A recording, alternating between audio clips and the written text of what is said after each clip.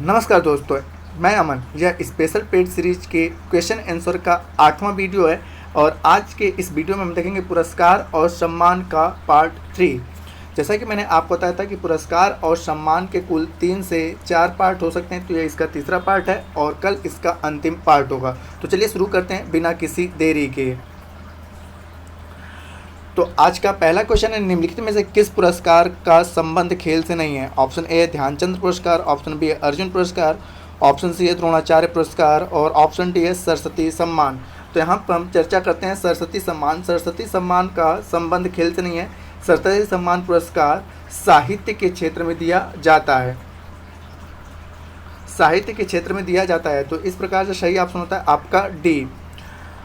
अगला क्वेश्चन है, अर्जुन और द्रोणाचार्य पुरस्कार किस क्षेत्र से संबंधित हैं? ऑप्शन ए संस्कृत एवं नृत्य, ऑप्शन बी है साहित्य, ऑप्शन सी है खेलकूद और ऑप्शन डी है कला एवं संस्कृति।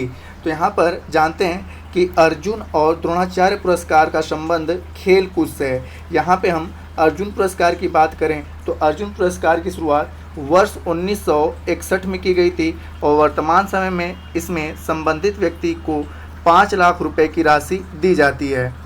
जबकि द्रोणाचार्य पुरस्कार की बात की जाए तो द्रोणाचार्य पुरस्कार की शुरुआत की गई थी 1985 में और वर्तमान समय में इसमें भी संबंधित व्यक्ति को 5 लाख रुपए दिया जाता है।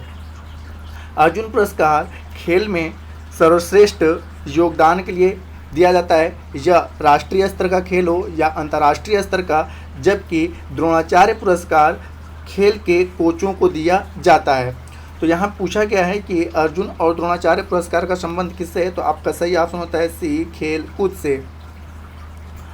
अगला क्वेश्चन है, खेल कूद में उत्कृष्टता के लिए कौन सा पुरस्कार दिया जाता है? ऑप्शन ए जमुना लाल बजाज पुरस्कार, ऑप्शन बी है अर्जुन पुरस्कार, ऑप्शन सी है टैगोर पुरस्कार और ऑप्शन डी है मूर्ति देवी पुरस्कार। तो यहाँ पर जानते हैं खेल कूद में उत्कृष्टता के लिए अर्जुन पुरस्कार दिया जाता है। जैसा कि इसके बारे में बताया गया कि इसकी शुरुआत वर्ष 1961 में की गई थी। इसमें संबंधित व्यक्ति को 5 लाख रुपए की राशि दी जाती है।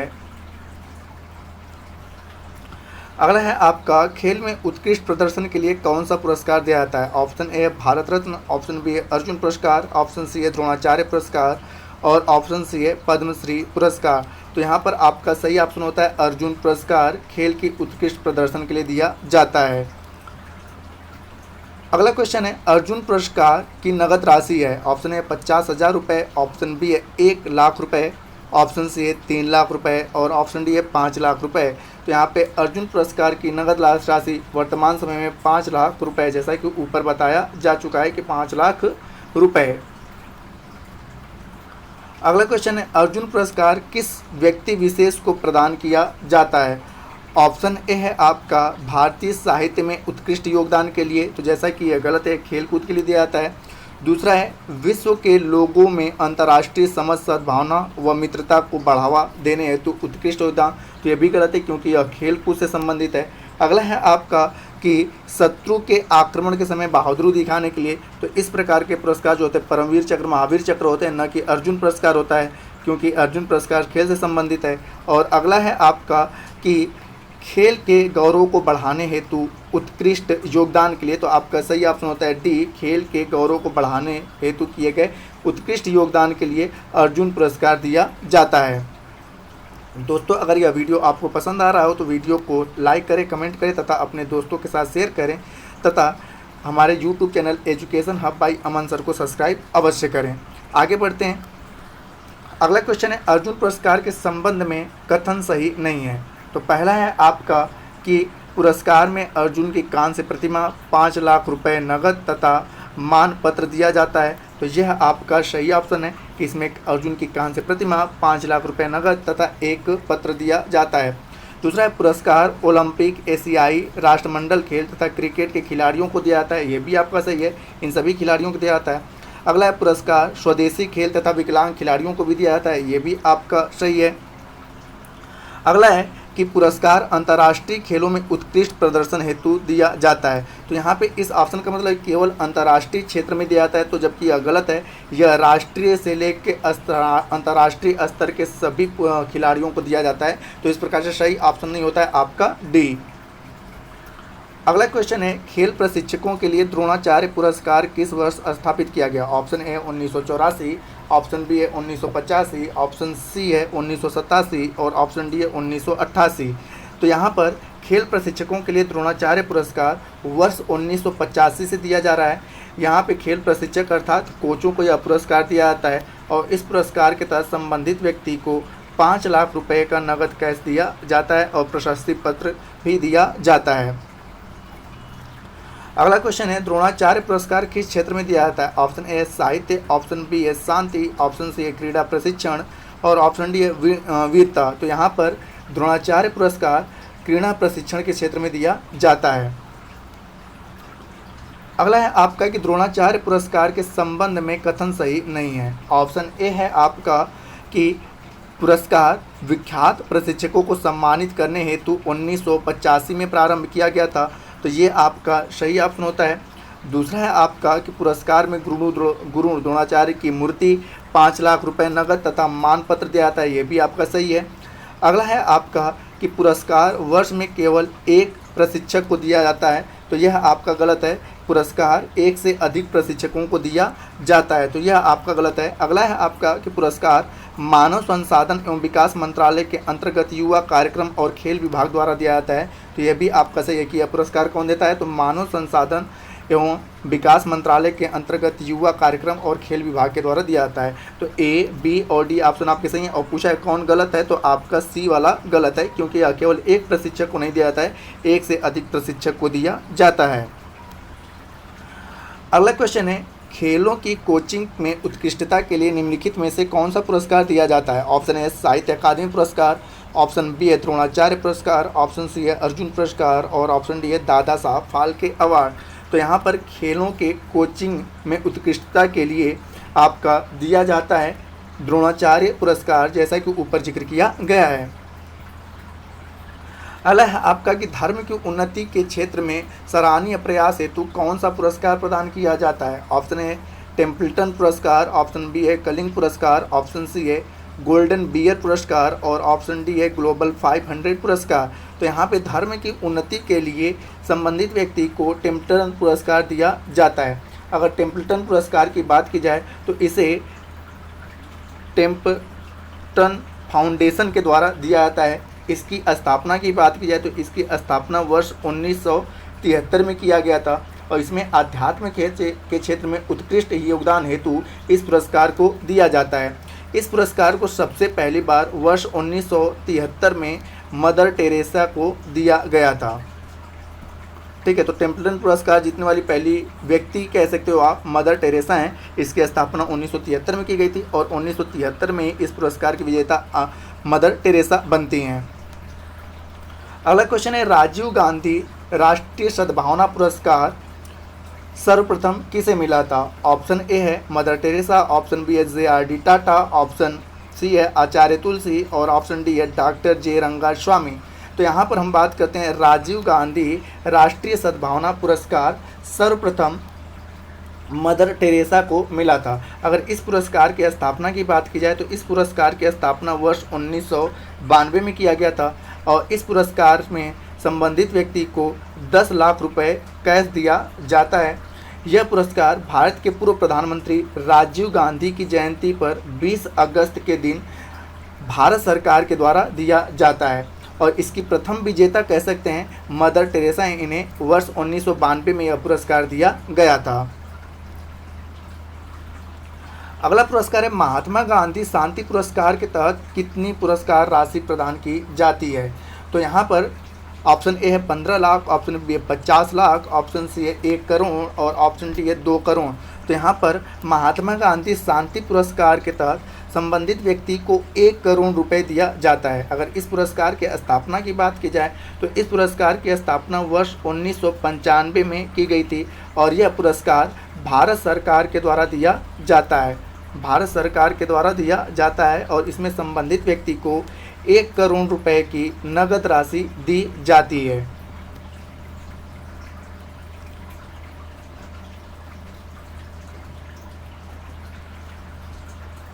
अगला पुरस्कार है स्त्री शक्ति पुरस्कार के संदर्भ में निम्नलिखित में से किसके लिए अहिल्या देवी अहिल्याबाई होलकर पुरस्कार दिया जाता है? ऑप्शन है प्रशासनिक कौशल के लिए, ऑप्शन बी है वैज्ञानिक अनुसंधान में उपलब्धि के लिए, ऑप्शन सी है आपका खेल में उपलब्धि के लिए और ऑप्शन डी है वीरता और साहस के लिए। तो देवी अहिल्याबाई होलकर पुरस्कार वीरता और साहस के लिए केंद्रीय महिला बाल विकास मंत्रालय के द्वारा दिया जाता है। अगला पुरस्कार है अत्याचारों के खिलाफ आवाज़ उठाने एवं संघर्ष करने वाली साहसी महिलाओं को कौन सा पुरस्कार दिया जाता है? ऑप्शन ए है आपका नीरजा भनोट पुरस्कार, ऑप्शन बी है चमेली देवी पुरस्कार, ऑप्शन सी है नद्योपा पुरस्कार और ऑप्शन डी है टेम्पल्टन पुरस्कार। तो यहाँ पर अत्याचारों के खिलाफ आवाज़ उठाने एवं संघर्ष करने वाली साहसी महिलाओं को नीरजा भनोट पुरस्कार से सम्मानित किया जाता है। नीरजा भनोट की बात करें तो नीरजा भनोट पुरस्कार Neerja Bhanot Pan Am trust इसका पूरा नाम आता है Neerja Bhanot Pan Am trust के द्वारा दिया जाता है। यहाँ पर पैन एम क्या है तो इसके बारे में जानते हैं। पैन एम 73 एक विमान था। इसके अपहरण में अपनी जान देकर नीरजा भनोट ने वर्ष 1986 में सैकड़ों लोगों की जान बचाई और उन्हीं की स्मृति में ठीक है यहाँ पर Neerja Bhanot Pan Am trust के द्वारा नीरजा भनोट पुरस्कार दिया जाता है महिलाओं को। इस पुरस्कार में संबंधित व्यक्ति को 1.5 लाख रुपए की राशि दी जाती है। तो नीरजा भनोट पैन एम एक ट्रस्ट है और यह पैन एम का है एक विमान है जो कि 1986 में अपहरण हो गया था और उस अपहरण विमान को नीरजा भनोट ने अपनी जान पर खेल के बचाया और उन्हीं के नाम पे इस ट्रस्ट की स्थापना किया गया और उन्हीं की स्मृति में यह पुरस्कार महिलाओं को अत्याचार के खिलाफ आवाज़ उठाने के लिए दिया जाता है। अगला है आपका सांस्कृतिक नेताओं को अपनी सभाओं में जोड़ने के लिए निम्नलिखित में से कौन सा एक क्रिस्टल पुरस्कार प्रदान करता है? ऑप्शन ए एशिया प्रशांत आर्थिक सहयोग, ऑप्शन बी है अंतर्राष्ट्रीय पुनर्निर्माण एवं विकास मंत्रालय बैंक, ऑप्शन सी है विश्व स्वास्थ्य संगठन और ऑप्शन डी है विश्व आर्थिक मंच। तो यहाँ पर क्रिस्टल पुरस्कार विश्व आर्थिक मंच के द्वारा प्रदान किया जाता है। अगला क्वेश्चन है प्रतिवर्ष कितने नोबेल पुरस्कार प्रदान किए जाते हैं? ऑप्शन ए है 8, ऑप्शन बी है 5, ऑप्शन सी है 10 और ऑप्शन डी है 6। तो प्रतिवर्ष नोबेल पुरस्कार कुल 6 क्षेत्रों में दिए जाते हैं। अगर नोबेल पुरस्कार की बात की जाए तो इसकी शुरुआत वर्ष 1901 में की गई थी। शुरुआती दौर में नोबेल पुरस्कार कुल 5 क्षेत्रों में दिए जाते थे। उन 5 क्षेत्रों में भौतिक, रसायन, चिकित्सा, साहित्य और शांति शामिल था। यहाँ पर स्वीडन, यह पुरस्कार स्वीडन के द्वारा दिया जाता है और स्वीडन के केंद्रीय बैंक स्वीडिश बैंक की 100वीं वर्षगांठ पर 6वें क्षेत्र को जोड़ा गया और उस 6वें क्षेत्र का नाम था अर्थशास्त्र और इसको जोड़ा जाता है वर्ष 1969 में, क्योंकि स्वीडन के केंद्रीय बैंक का 100 वर्ष पूरा होता है 1959 में, तो 69 में, तो 100वें वर्ष पर 1969 में अर्थशास्त्र को जोड़ा जाता है और इस प्रकार से अब नोबेल पुरस्कार कुल 6 क्षेत्रों में दिए जाते हैं। यहाँ पे अगर अन्य की बात करें तो नोबेल पुरस्कार डायनामाइट के आविष्कारक अल्फ्रेड नोबेल की स्मृति में दिया जाता है और कब से दिया जाता है? वर्ष 1901 से दिया जाता है। तो यहाँ पूछा गया है कि प्रतिवर्ष कितने नोबेल पुरस्कार प्रदान किए जाते हैं? तो प्रतिवर्ष कुल 6 नोबेल पुरस्कार या 6 क्षेत्रों में नोबेल पुरस्कार दिए जाते हैं। अगला क्वेश्चन है निम्नलिखित में से किस विषय पर नोबेल पुरस्कार नहीं दिया जाता है? ऑप्शन ए चिकित्सा, ऑप्शन बी है अर्थशास्त्र, ऑप्शन सी है गणित और ऑप्शन डी है रसायन। तो यहाँ पर गणित के क्षेत्र में नोबेल पुरस्कार नहीं दिए जाते हैं, जबकि मैंने आपको बताया कि नोबेल पुरस्कार कुल 6 क्षेत्र में दिए जाते हैं। एक है चिकित्सा, दूसरा है अर्थशास्त्र, तीसरा है आपका रसायन, चौथा है आपका शांति, पांचवा है आपका अर्थशास्त्र यहाँ पे लिखा है, पांचवा है आपका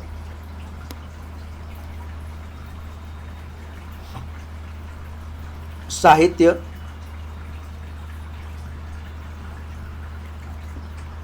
और छठा है आपका भौतिक।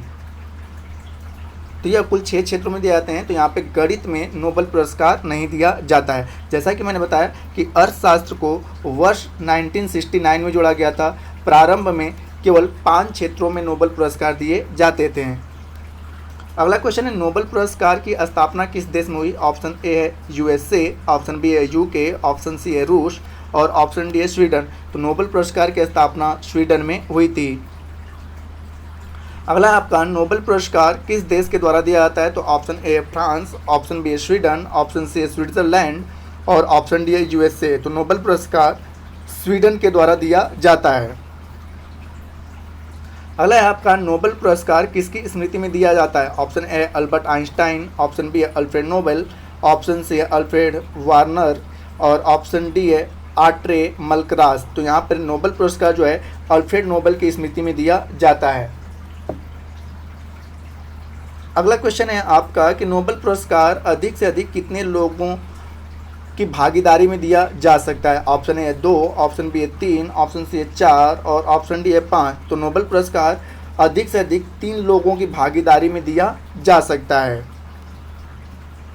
अगला क्वेश्चन है नोबेल पुरस्कार कब आरंभ किए गए? ऑप्शन ए 1901, ऑप्शन बी है 1905, ऑप्शन सी है 1934 और ऑप्शन डी है 1900। तो यहाँ पे नोबेल पुरस्कार की शुरुआत वर्ष 1901 में की गई थी। अगला है आपका कि भारत को प्रथम नोबेल पुरस्कार किस वर्ष के लिए किस विषय के लिए दिया गया था? तो ऑप्शन ए है भौतिकी, ऑप्शन बी है साहित्य, ऑप्शन सी है औद्योगिक विज्ञान औषधि विज्ञान और ऑप्शन डी है रसायन विज्ञान। तो यहाँ पर जानते हैं कि भारत को प्रथम नोबेल पुरस्कार साहित्य के लिए वर्ष 1913 में रविन्द्रनाथ टैगोर को उनकी कृति गीतांजलि के लिए दिया गया था। तो यह भारत नहीं पूरे दक्षिण एशिया में नोबेल पुरस्कार पाने वाले पहले व्यक्ति रहते हैं। किसी भी क्षेत्र में नोबेल पुरस्कार पाने वाले दक्षिण एशिया के पहले व्यक्ति कौन रहते हैं? आपके रविन्द्रनाथ टैगोर, जिन्हें साहित्य के क्षेत्र में गीतांजलि के लिए उनकी कृति के लिए वर्ष 1913 में यह पुरस्कार दिया गया था।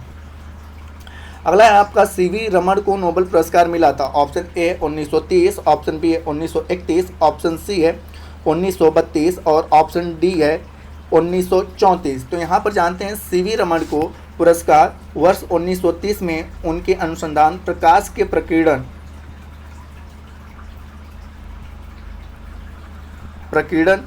के लिए वर्ष 1923 में भौतिकी के क्षेत्र में किस क्षेत्र में? भौतिकी के क्षेत्र में यह पुरस्कार दिया गया था। और यह भारत के लिए पहला ऐसा अवसर था कि जब किसी व्यक्ति को भौतिकी के क्षेत्र में नोबेल पुरस्कार दिया गया था। इन्होंने प्रकाश के प्रकीर्णन की खोज 28 फरवरी को की थी और इन्हें नोबेल पुरस्कार मिला। इसी की स्मृति में हम लोग प्रत्येक वर्ष 28 फरवरी को राष्ट्रीय विज्ञान दिवस के रूप में मना लेते हैं। तो यहाँ पे अगर आपसे पूछेगा कि सीवी रमन को किस क्षेत्र में एक नोबेल पुरस्कार मिला, तो भौतिकी के क्षेत्र में। किस लिए? तो प्रकाश के प्रकीर्णन के लिए। और प्रकाश के प्रकीर्णन की खोज इन्होंने 28 फरवरी की थी, जिसके कारण हम लोग 28 फरवरी को राष्ट्रीय विज्ञान दिवस के रूप में मनाते हैं। और इनको यह पुरस्कार कब मिला? वर्ष 1930 में।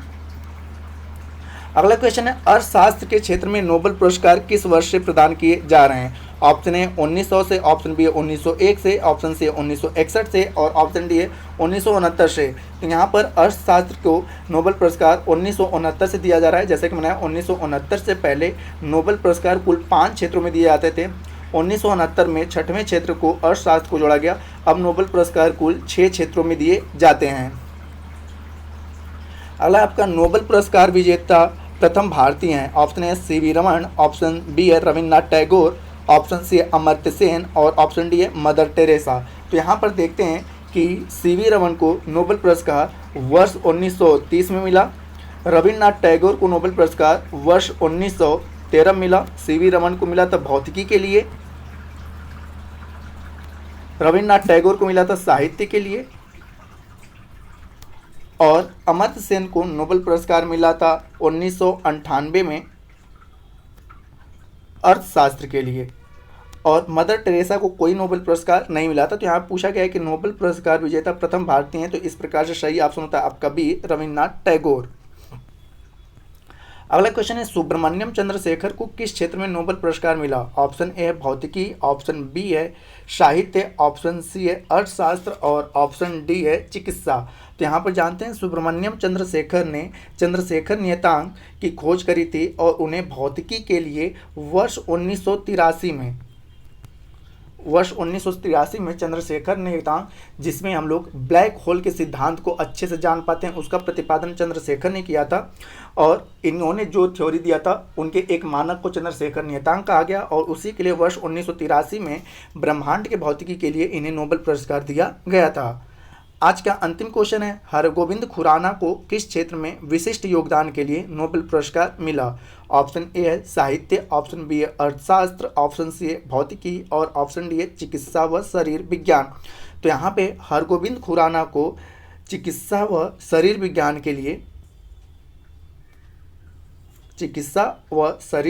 लिए वर्ष 1968 में नोबेल पुरस्कार मिला था। इन्होंने ईस्ट जीन का प्रयोगशाला में संश्लेषण किया था, जिसके कारण चिकित्सा व शारीरिक विज्ञान के क्षेत्र में हरगोविंद खुराना को नोबेल पुरस्कार मिला था। तो दोस्तों आज के लिए इतना ही। अगला जो आपका अंतिम पार्ट है आपका पुरस्कार और सम्मान का, वह आपका कल इसी टाइम पे वीडियो अपलोड कर दिया जाएगा। दोस्तों यह वीडियो आपको पसंद आ रहा हो तो वीडियो को लाइक करें, कमेंट करें तथा अपने दोस्तों के साथ शेयर करें, एवं चैनल पर नए हैं तो चैनल को सब्सक्राइब अवश्य करें। एवं इस PDF को प्राप्त करने के लिए आप हमारे टेलीग्राम से जुड़ सकते हैं, जिसका लिंक वीडियो के डिस्क्रिप्शन में दिया हुआ है। तो वीडियो के अंत तक बने रहने के लिए धन्यवाद। मिलते हैं जल्दी नेक्स्ट वीडियो में।